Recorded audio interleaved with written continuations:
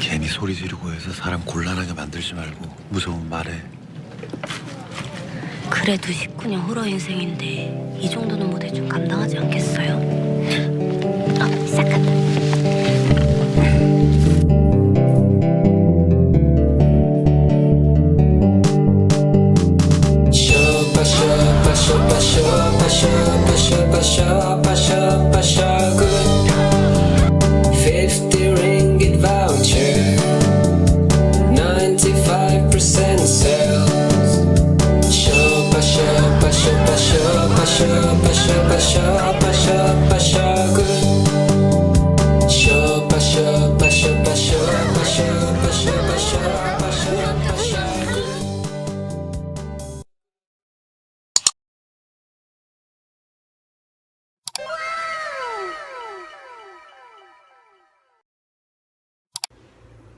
Assalamualaikum warahmatullahi wabarakatuh, everyone. My name is Luqman Hakeem, and with my friend Faisarahman, Ahmad Zaid, and Ahmad Idham, we will look into effective teaching and effective learning.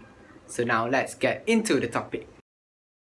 So before we look further into the meaning of what is effective learning and what is effective teaching, we must look first into the definition of effective. So what does it mean by effective? From the different fields, the different academic fields, effective can be summarized as being successful in producing a desired or intended result. Effectiveness also indicates that the degree to which objectives are achieved and the extent to which targeted problems are solved.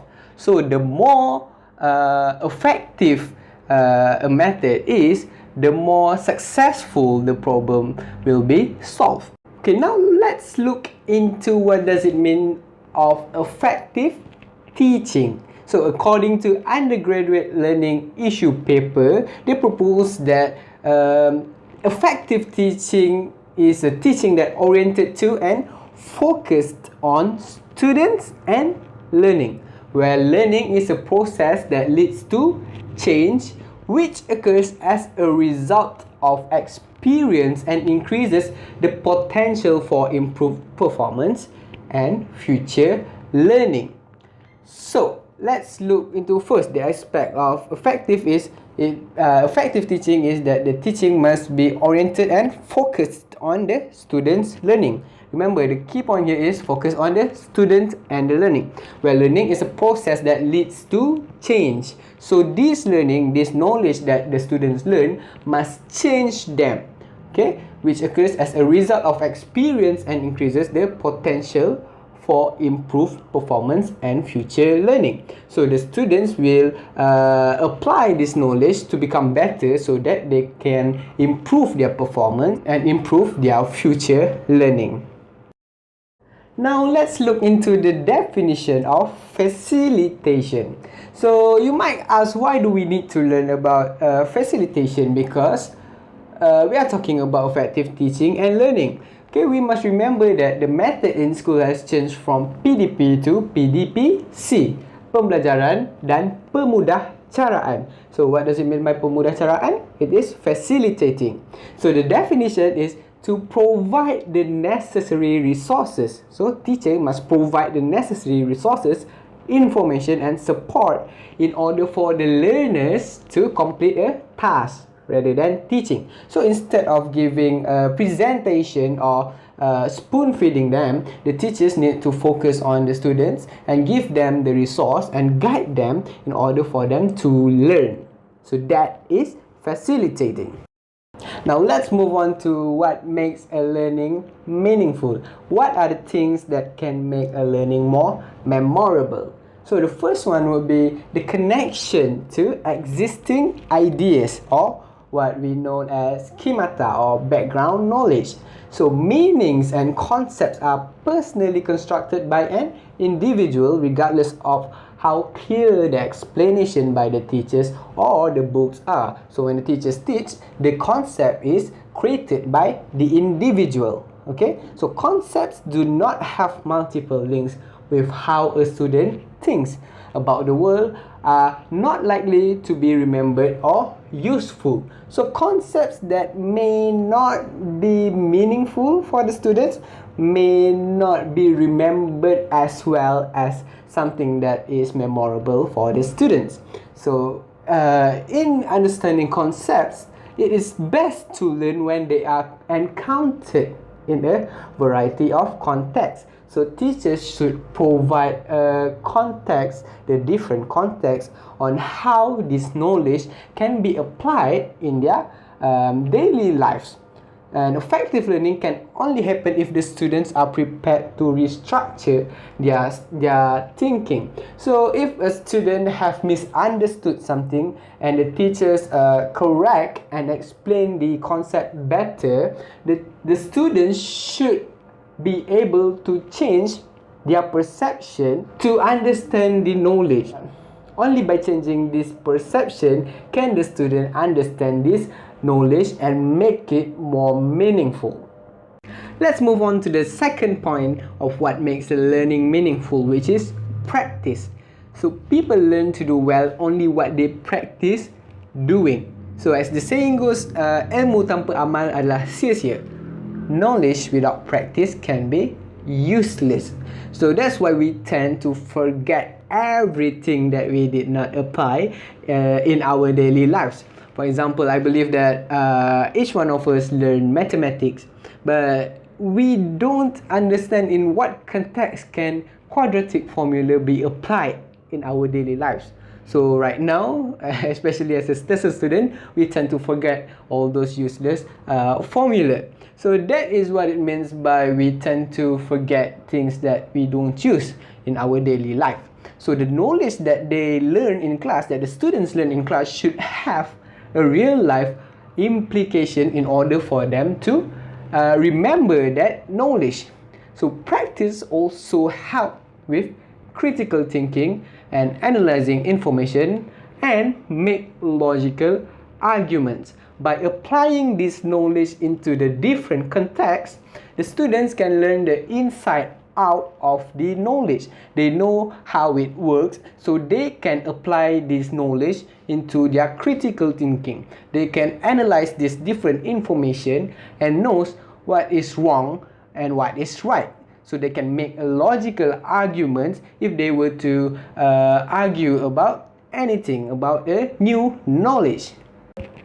Now let's move on to my final point on what makes a learning meaningful, which is expectations. So expectations affect performance. Students grow in self-confidence as they experience success in learning, just as they lose confidence in the face of repeated failure. So the positive and the negative expectations shown by the parents, counselors, principals, peers may affect the students' expectation and hence their learning behavior. So remember when we learned sociology in part 2 where we talk about self-fulfilling prophecy. This is what it meant by expectations affect the performance. Okay, if a teacher label a class as problematic, for example, or lazy, so these labels will stick to the student's mind, will engrave in the student's mind, and they will believe this statement to be correct. So imagine if you were to be said as lazy, lazy, lazy every day. So in a way, somehow, eventually, these labels will be expressed in their behavior. Hence, they will become a lazy class. So this is what it meant by expectation affects performance. Instead of labeling them, teachers should discuss this with their students. They should find a middle ground, okay, in order for them to find how and what method should be implied in order for everyone to have a meaningful teaching and learning session. So if the proficiency of the students are too low, the teacher should tailor the task according to the zone of proximal development.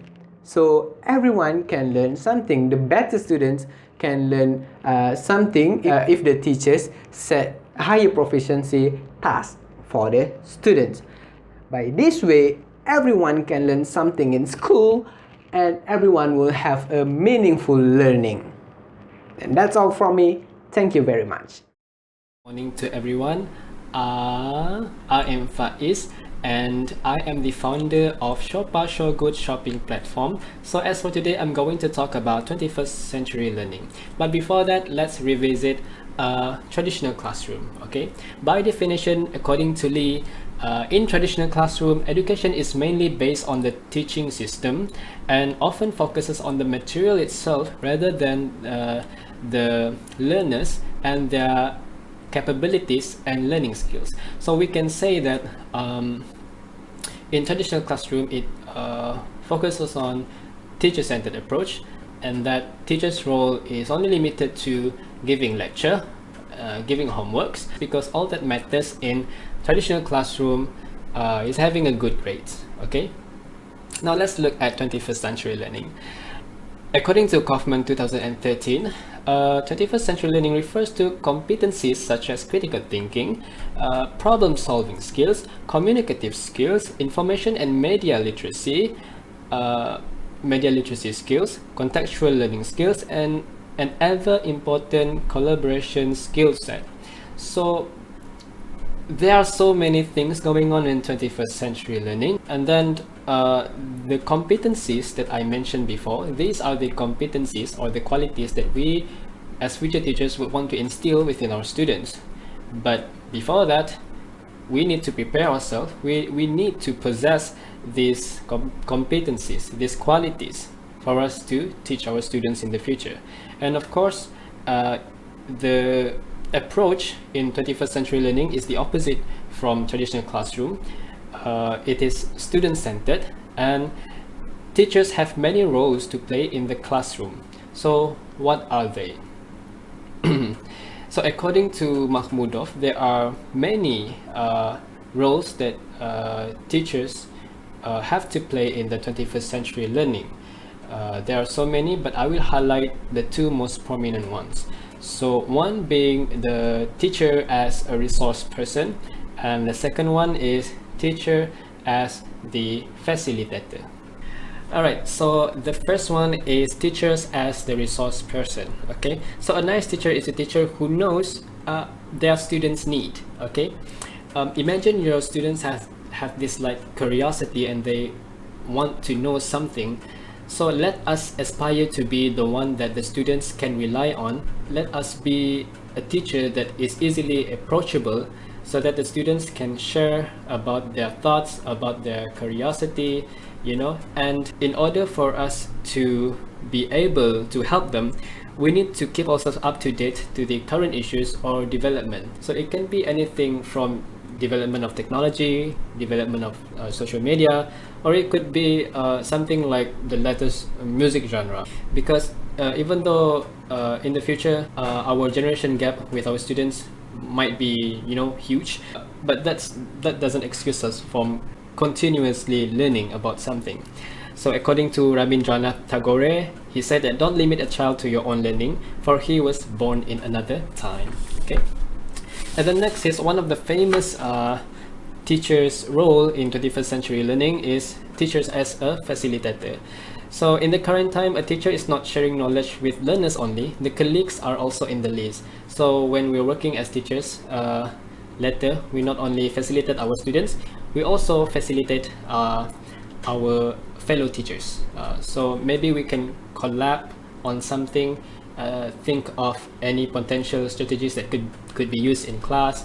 And our responsibility as a facilitator towards the students, we provide resources, we monitor their progress and encourage students to solve their problem. So let's avoid giving the students the direct answer to their problems or issue.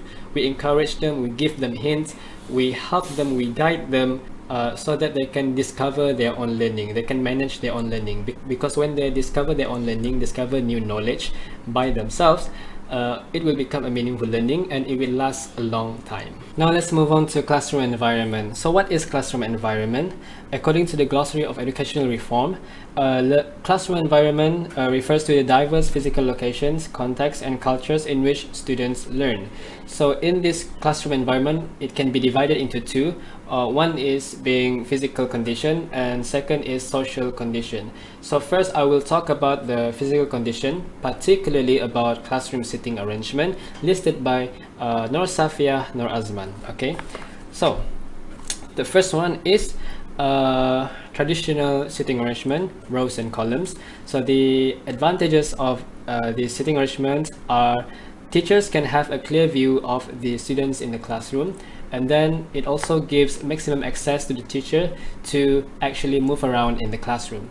The disadvantages of this seating arrangement is that although it is convenient and simple, it is not suitable for large classrooms because students at the back will have less availability to see the teacher, to hear the teacher, or to look at the blackboard. Okay, and distraction and noise pollution that is usually caused by students sitting at the back will also interrupt the teaching and learning session.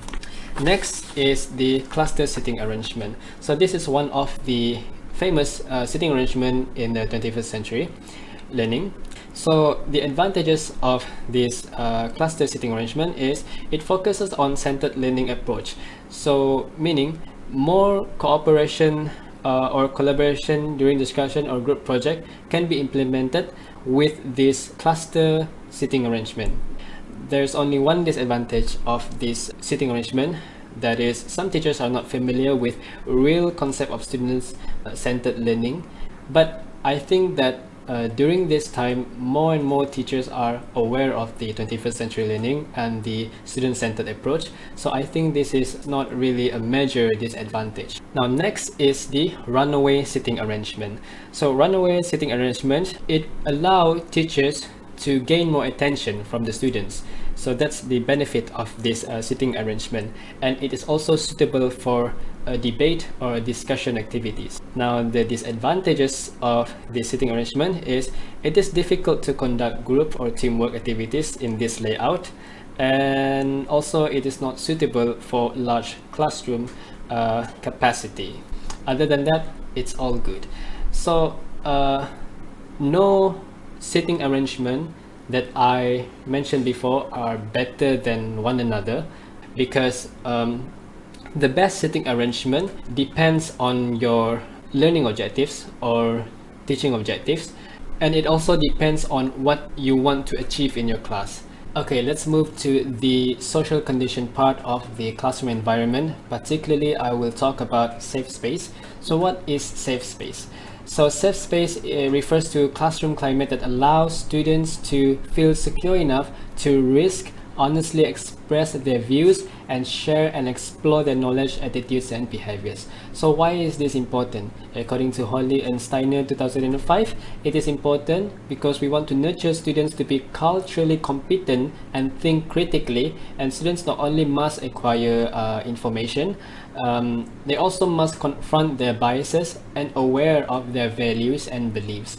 So what makes a safe classroom? So a safe classroom can be contributed by three categories of people: the instructor, the teachers, the peers, the students, and we ourselves as individuals. The first one is the instructor characteristics. So for an instructor to contribute safe space in the classroom, the instructor need to avoid to be judgmental and biased in the classroom. Okay, so let's appreciate what the students have to say, be open-minded, and be supportive to what they have to say or their opinions. Okay, and also as instructor or teachers, let's avoid rejecting what our students have to say. Let's be comfortable with any kind of conflict or controversial ideas that the students may address. Let's demonstrate that we care about the students. Okay,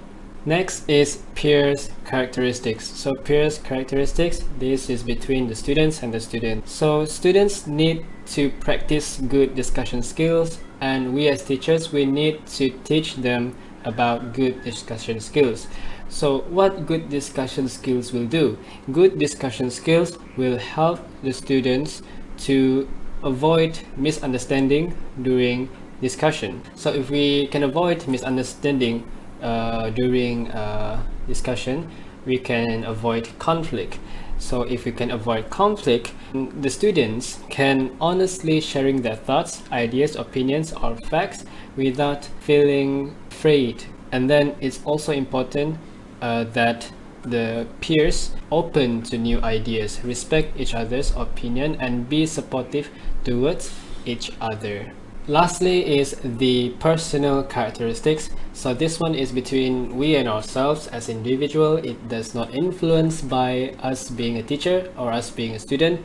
So what can we do as individual to contribute to a safe space in the classroom environment? So we need to be open-minded. If the teacher or if the student say something, perhaps an unpopular opinion, we don't need to reject it 100%. If we disagree, we can give reasons and justify why we disagree. We can eventually share our ideas, views, values honestly from the bottom of our heart, okay?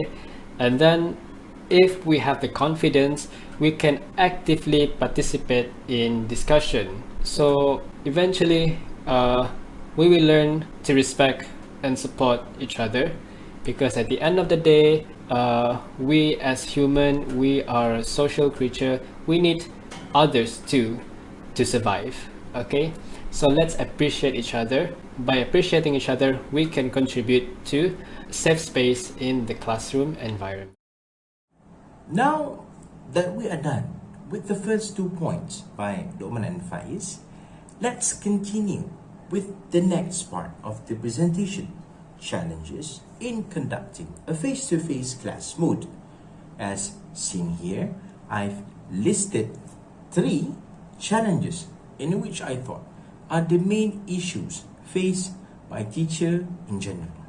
The first one is lessons cannot be repeated, which means once a student is absent from class, he or she can't rewind the lessons, so move on. Second, face-to-face class is an expensive mode of study. Remember how back then in school we would drown in paper? Yeah, point is papers are expensive, and what more the printing costs the school had to bear. Third, dependency of students.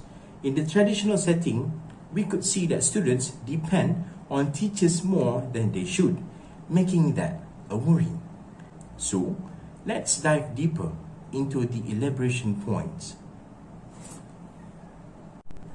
The lessons in a face-to-face class cannot be repeated, as it is a one-time session only, right? You will never be able to rewind the class unless you have the eye of Agamotto. This is due to the teacher trying to catch up with the syllabus, because if he or she is left behind, it will be a problem later within the subject committee. And due to this fact, absentees would be accidentally left out. Alright, so far so good? Alrighty then! As mentioned before, papers are expensive, which makes face-to-face class expensive. Holy moly, it is tiring indeed. The price for expenses of teaching aids is skyrocketing as we speak, and it has never been any lower since who knows when. The last time I tried to remember when our price is low, I got a brain cramp. No cap. But there is nothing that could be done, as when we are in teaching and facilitating session, we would need teaching aids to further make the class smoother. Smooth like butter. Alright, so far so good? Okay! Alright, hear me out. When you are in a face-to-face class, it creates dependency. Why did I say so? Because in this class, some students, I repeat, some students would expect to be given everything, and I mean everything, from A to Z, 1 to 100, and this dependency will eventually stop students from progressing. Hence, when they do not progress, they would not be able to think on a hard level and fail to complete any task of that level. Teachers and future teachers, when this happens, please alarm the Justice League, because we would need someone of Bruce Wayne's IQ level to help the students. Okay? So far so good? Alright! Congratulations for making it here. Do give yourself a round of applause because you managed to bear with me. I thank you, and I just want to let you know that I feel appreciated. Alright, we've spoken about the possible challenges in conducting a face-to-face class, right? So let's take a look at the ideas on how we could make the class better. For the first one, teachers could record the learning and facilitating session. This would not only help the absentees but also the present students who might want to study further after the class.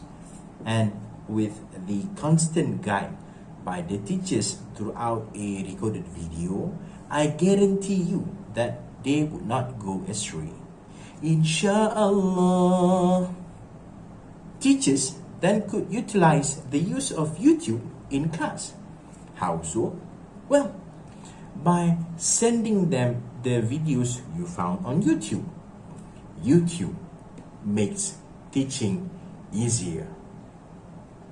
By recording your session and sending them the YouTube links, you could now focus more on the absentees without having to worry of teaching the same topic twice.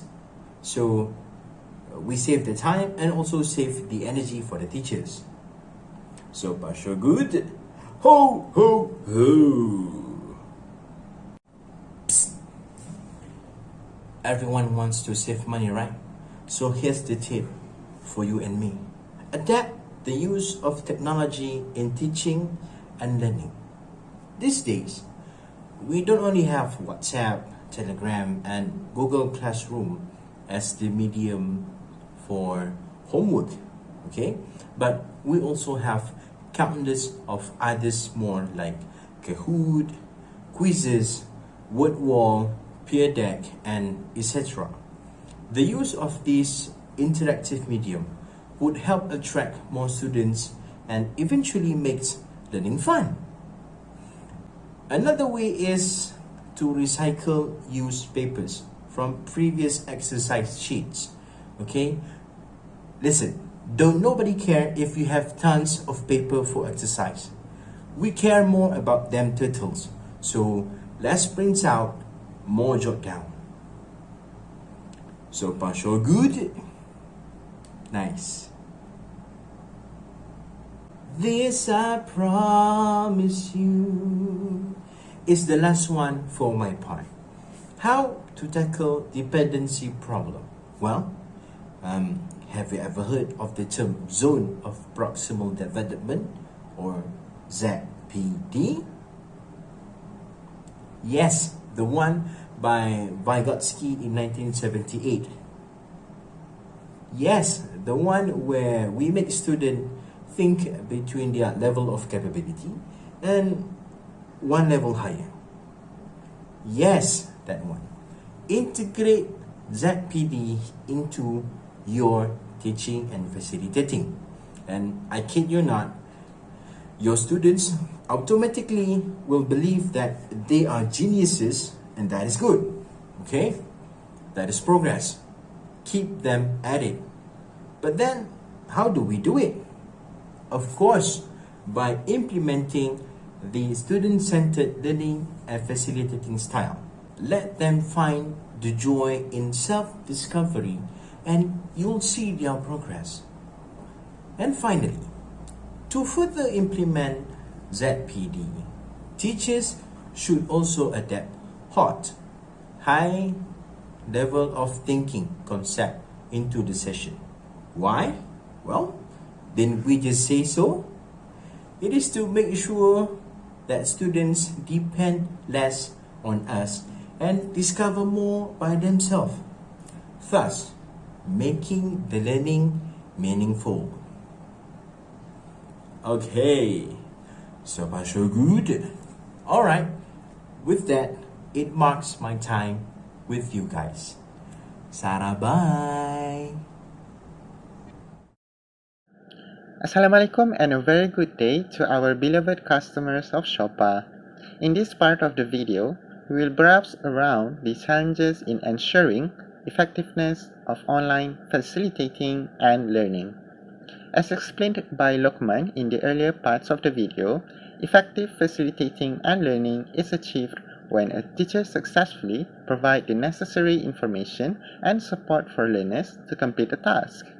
As such, there can be times when conducting lessons online can have its own challenges that teachers need to face. Generally, the challenges can be divided into three aspects, which are distances and equipment, social aspect, and teachers' computer literacy skills, which we will discuss further one by one. The first aspect that we look into is how the distances and equipment can affect the effectiveness of online facilitating and learning. The first point, limited actions compared to face-to-face mode. So managing classes online from a distance can be hard, as there are only a certain number of actions that the teacher can do from their home, right? For example, tardiness, absentees, or making sure students are focused on the lesson can be managed by the teachers themselves, if the distance is not an issue. The second point, conducting lessons online can be difficult to be maintained for both the teacher and the students. The cost and energy just to stay connected for continuous lessons can be taxing, because not everyone could afford to have a high-speed internet with a proper working device. Some students had to share their device with their family, while some living in the rural area barely has any internet connection. Of course, all this could decrease the efficiency of a lesson. Multi-devices and platforms. Some inexperienced teachers would resort to using many devices and platforms to ensure effectiveness of facilitating and learning. However, this will only backfire, as students can easily lose focus when they need to constantly switch to different platforms during the lesson. Plus, technical issues are more likely to emerge when teachers use too many devices simultaneously, which will disrupt the flow of the learning. The second aspect that we should focus is on the social issues that rise when conducting online lessons. Point number one, unclear boundaries between personal and professional. One of the common things occurred in online learning settings is that there are no clear working hours that can separate personal time from working time. Technology has made it easy for us to contact anyone, anywhere, at any time. For example, teachers can easily post new assignments or homework, and students can ask for consultation, even in the middle of the night. However, this can affect our mental clock, as our brain would be occupied even before sleeping, for example, and makes us feel like working 24/7. This would easily cause loss of motivation and burnouts. Point number two, personal or family problems at home. Teachers or students alike can face personal or family problems at home, as we are all just humans. These problems can range from personal mental health to the dispute in the family. Undeniably, these problems can heavily affect us and thus disrupting the focus when online lessons are conducted.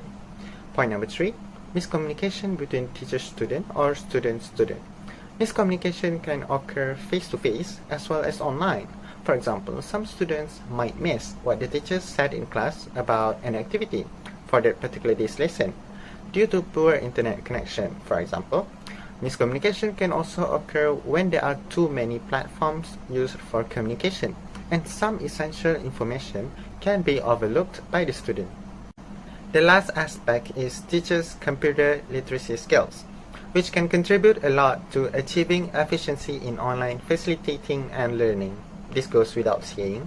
So point number one, difficulty in navigating through technology.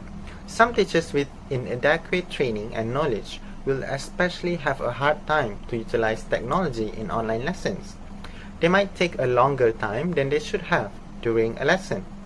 Without any proper exposure and experience to all the different kinds of platforms, a teacher's lesson will be most likely to become an inefficient lesson for the students. The second point, too many or insufficient materials.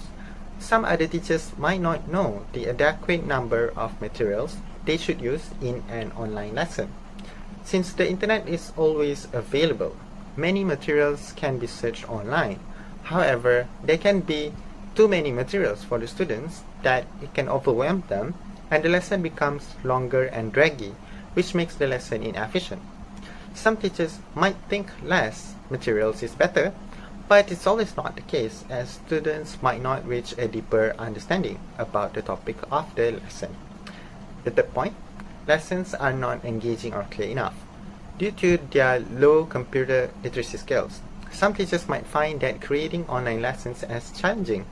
They are unable to fully utilize the different platforms to make the lessons more engaging and clearer to understand. As a result, students would definitely lose motivation and focus, thus rendering the lesson inefficient. Shopaa show good, everyone? Okay, let's continue. If there is a will, there is a way. Here are some recommendations of actions that you can take to ensure your online facilitating and learning sessions are effective. So let's take a look at the first aspect, which is distances and equipment issue. Point number 1, use all available resources and appropriate platforms. So with the distance as the issue, it can be understandable that managing an online classroom would be difficult. So the best that we can do as an educator is to use all available resources and appropriate platforms that we can use to avoid any issue before or during a lesson. For example, teachers can use an extension which detects if any students open a new tab in their browser while still in the Google Meet. So this can be used in tests or even lessons.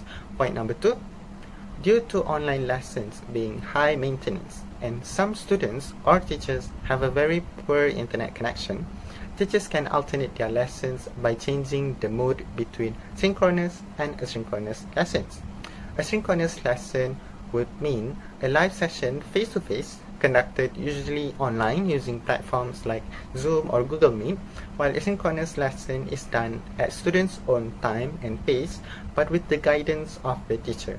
So through this, it would more likely to reduce data usage for both the teachers and the students while still able to conduct a lesson efficiently. Point number 3, keep the platforms and devices minimum. Another step that a teacher can do is keeping the platforms and the devices used to a minimum. By using only a few platforms, students would not have to navigate in and out of the different platforms during lesson and give more focus on the lesson. So there will also be less likely to be technical issues when the devices used are minimal. The next aspect is the social issue. Point number 1, set up clearly written and explained rules or boundaries. So to ensure there is a boundary between personal and working hour, teachers should set up a clearly written and explained rules and boundaries for the students to read and understand. Preferably, this action should be done before the very first lesson so that the students would get accustomed to the rules and boundaries. Educators and students can also use the feature of scheduling a message available on Telegram application or the Google Mail to send a message at a more appropriate time, not in the middle of the night. The second point is manage time accordingly at home. With online lessons conducted at home, it is understandable that everyone might face personal or family issues. So the best action that can be done is by managing your time accordingly so that you can give all your focus on the online lesson. Make sure to allocate enough time of when to handle personal matters and your professional works, whether as a student or an educator. Point number 3, have a specific platform just for communication. So in order to avoid miscommunication, it is advisable to have only one or maximum of 2 platforms specific for communication. This is to ensure that no important information will be misread or overlooked by both the teachers and the students. Let's take a look at the final aspect, which is teachers' computer literacy skills. Point number 1, practice and explore different platforms. The best teacher is experience. Teachers should practice and explore the different platforms available all throughout the internet to familiarize themselves in the digital world. it is best to have a hands-on experience so that they can remember it better than just listening to online seminars or lectures on technology. Point number 2, re-evaluate and reflect on your lessons. Experience would also help teachers to determine if there is such a thing of too many materials or too less. Teachers can take a step back to re-evaluate and reflect on the lessons that had been done to see whether the number of materials for the lesson is adequate. With this, improvements can be made with each lesson and thus increasing the efficiency of an online lesson progressively. The last point is use more realities and incorporate active learning. To improve students' motivation and focus in the lesson, teachers can use more realities in their lesson and incorporate active learning. Online lessons can use realities such as a fast food advertisement or by using contents from social medias like TikTok or Instagram. Students would have the background knowledge on these materials, thus making the learning more meaningful. Besides, by using active learning strategies such as collaboration and cooperation, students would need to give their focus in the lessons when working with others instead of just listening to the teacher passively.